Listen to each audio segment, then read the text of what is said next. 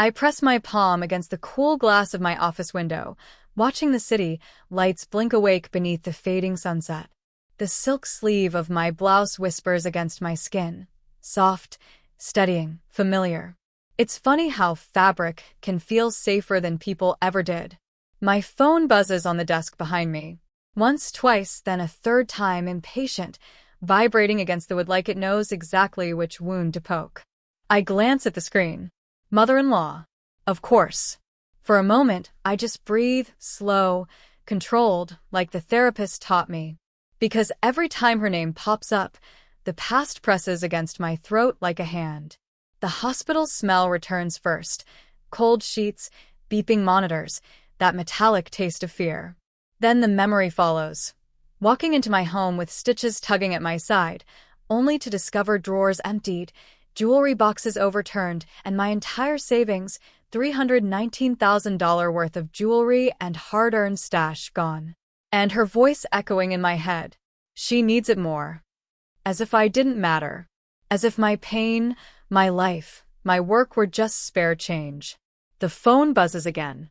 A bitter smile tugs at my lips. Because now, after all these years of silence, guilt, and pretending I disappeared into failure, she wants something. They always call when they think they know your worth. But they have no idea. Not yet. I angle my chin up, straighten the soft crease in my blouse, and finally pick up the phone. Hello. I say, calm as glass. Ava, we need to talk. Oh, yes. We do. If I'm being honest, the beginning of everything didn't start in that hospital room. It started years before, the very first day I stepped into the Morgan family's immaculate suburban house as Ava, the new wife. I was 24, soft-spoken, trying too hard. His mother, Diane Morgan, gave me that tight smile women give when they've already decided not to like you. Pretty girl, she'd said. But pretty doesn't pay bills. I laughed nervously back then. I didn't know she meant it. The shift happened slowly, comments about my clothes, my job, my family, the subtle digs, the not-so-subtle ones. She treated me like some charity case her son dragged home. And every time she spoke, I felt smaller, like she could shrink me with disapproval alone. But I tried. God knows I tried. Then came the worst year of my life, the emergency surgery, the hospital stay that stretched longer than anyone expected. I still remember the faint lemon scent of disinfectant and the way the ceiling tiles blurred when I blinked. My body hurt, but the fear of not waking up hurt more. My husband wasn't around much. He said hospitals made him anxious. Diane was there instead, sitting stiffly at the edge of my bed, flipping through her phone, sighing as if my recovery was an inconvenience to her schedule. You really should have planned better, she'd whispered once, not even looking up. For what? I asked. For all this. She gestured at my foreline like it was some messy mistake I'd made. I didn't have the strength to argue. But the real blow came when I returned home. I still remember the nausea in my stomach as I stepped inside, the quiet too quiet, like the air itself was hiding something. My bedroom drawers were open. My jewelry box was tipped over on the floor. My safe, the one only I had the code to, hung open like a gutted chest.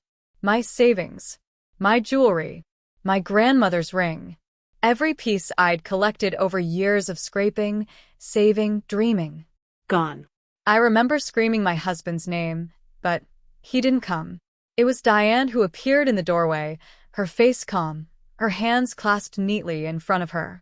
She needed it more, she said smoothly, like she was discussing a borrowed sweater, not $319,000 of my life, my security, my future. You'll be fine, Ava. You always land on your feet. I felt my knees weaken, my vision blur. The betrayal cut deeper than any incision on my body. That night, I realized something. If I stayed, she'd take more than my money. She'd take me. So, I packed what little they hadn't stolen. And I walked out. Not because I was strong, but because staying would have destroyed whatever strength I had left. I didn't tell anyone where I went. Not my husband, not Diane, not even my best friend from college. I disappeared into a city I barely knew, dragging along my suitcase, my bruised ego, and the handful of jewelry Diane hadn't touched, my grandmother's necklace, and a few small, sentimental pieces. Those pieces became my talismans, reminders that I could rebuild, piece by piece, without anyone's permission. I found a small apartment above a quiet cafe. The landlord was gruff but fair, and the mornings smelled like fresh-baked bread and roasted coffee beans. I spent hours at the window, watching people pass by, imagining the life I wanted to create. One day, I found a flyer for a financial consulting workshop tucked under the door. It was like a tiny spark. I hadn't thought about investing, managing money, or building wealth beyond saving. But something in me, maybe the same stubbornness Diane despised, flared. That's how I met Clara Benson, a seasoned entrepreneur who immediately saw potential in me. Clara didn't coddle me or pity me. She asked direct questions, expected results, and offered mentorship. For the first time, I felt seen for what I could do, not what I had lost. The early months were brutal. I learned to negotiate, to read balance sheets, to pitch to clients who looked at me skeptically, thinking I was just another naive 20-something. I stayed awake at night, hunched over spreadsheets, biting back tears when deals fell through or when I miscalculated projections. I felt tiny, still haunted by Diane's voice whispering that I was expendable, unworthy. And yet, slowly, I began to taste victory. My first client paid a modest but life-changing sum. I kept it secret, deposited into an account Diane would never find. Every milestone, first profitable quarter, first high-profile meeting, first time I could pay myself a salary without anxiety, became a quiet declaration.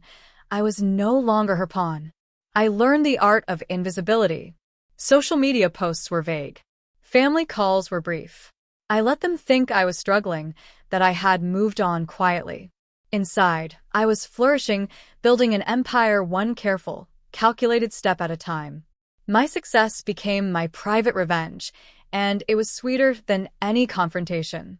I also kept my grandmother's necklace on me, a constant reminder of the advice she'd given me. Strength isn't about fighting everyone, it's about never letting anyone steal your light. It became my symbol of resilience. Every time I adjusted it on my neck before a big meeting, I felt steady, untouchable. By the time I could truly breathe, I had built a thriving financial consulting firm. My reputation was impeccable, my bank accounts robust, and my confidence unshakable. Diane and everyone else thought I was still the timid, fragile woman they had dismissed. They had no idea that the girl they tried to crush had quietly built herself into someone they couldn't ignore.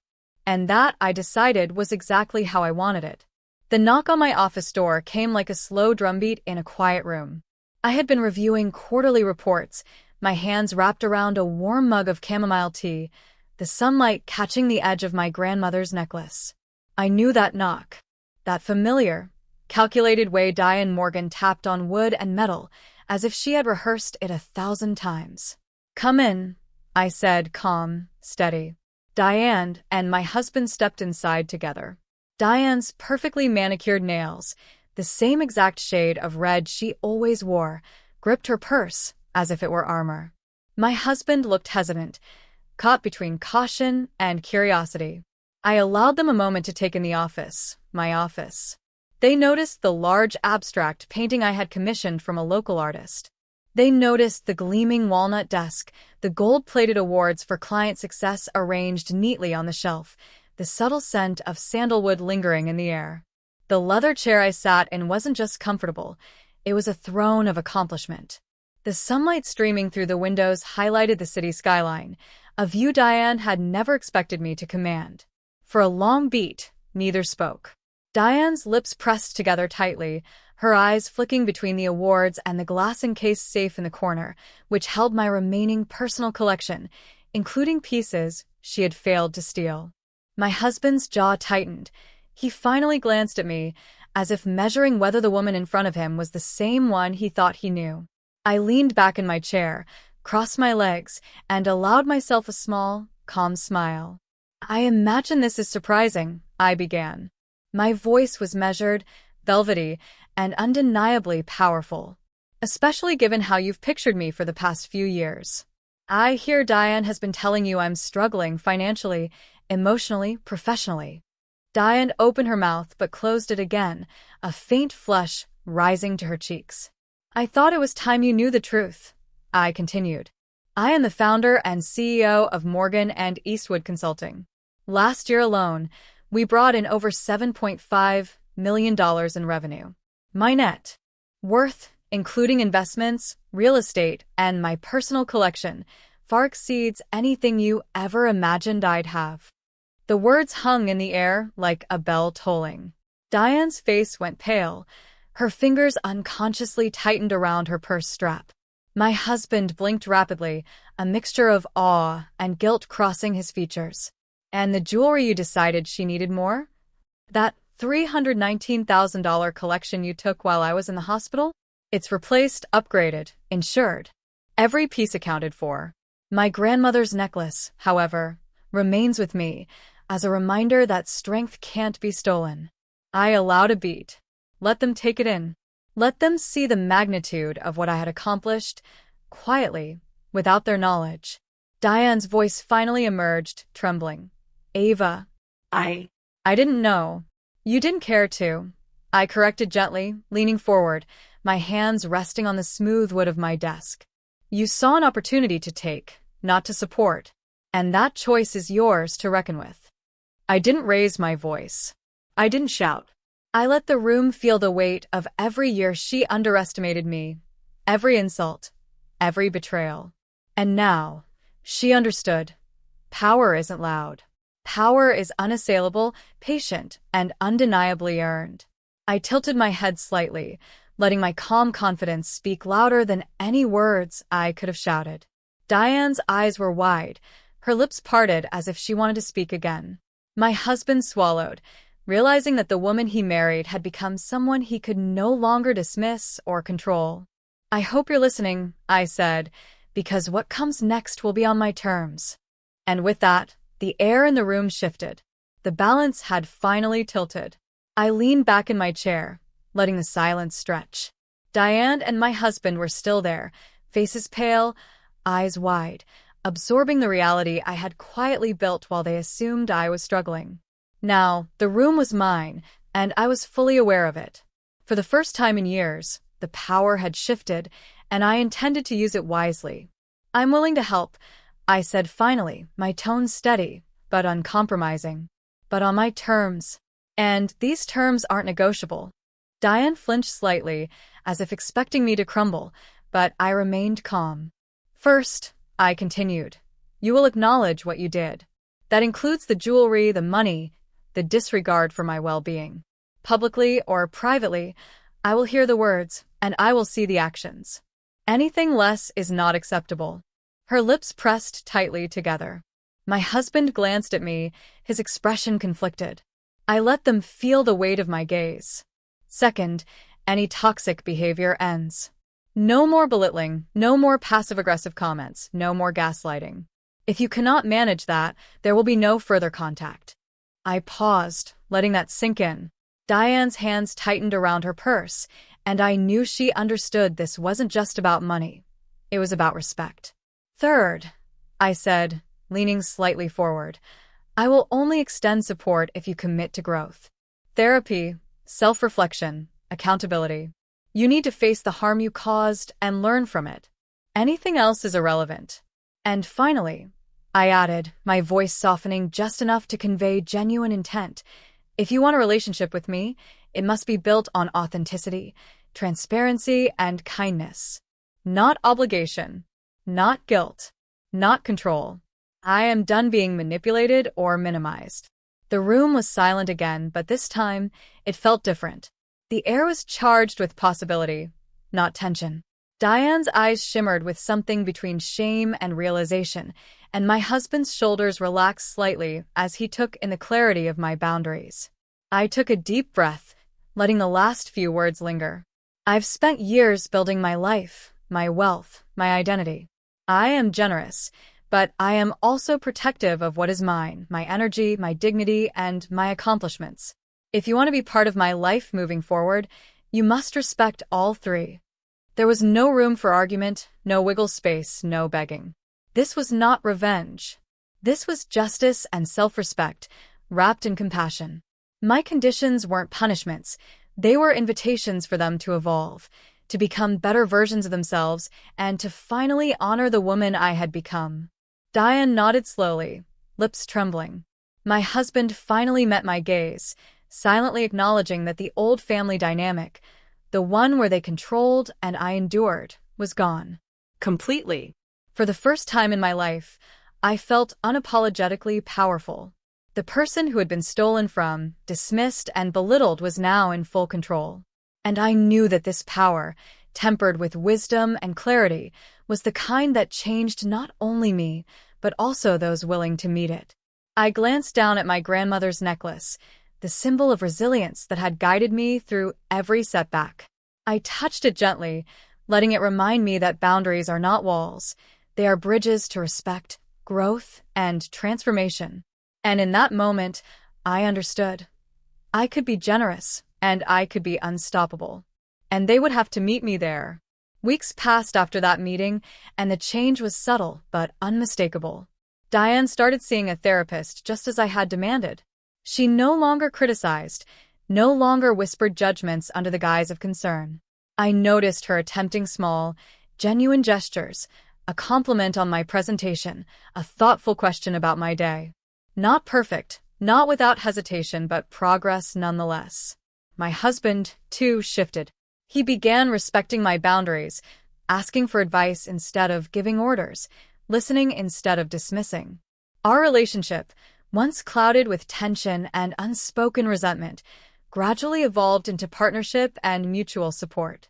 I realized that by standing firm, I had not only reclaimed my life, I had created the space for others to grow alongside me, if they were willing. I sat in my office one morning, sunlight streaming over the city skyline, and let myself reflect.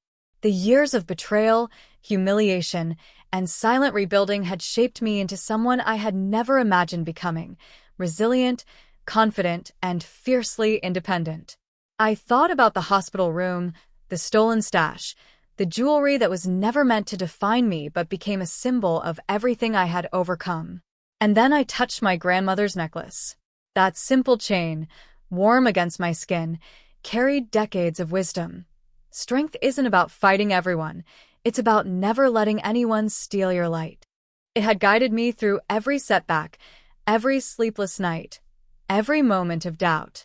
Now, it glowed with a new meaning, triumph, independence, and grace.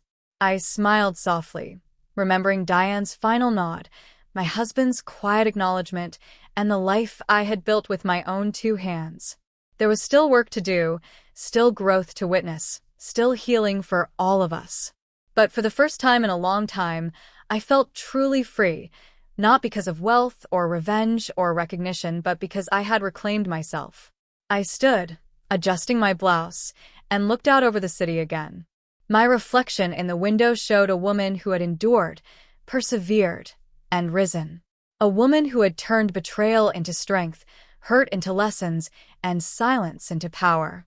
And as I walked toward the door, ready to embrace whatever came next, I whispered to myself, a quiet vow that could echo across a lifetime. I am enough. I am unstoppable. And no one will ever take that from me.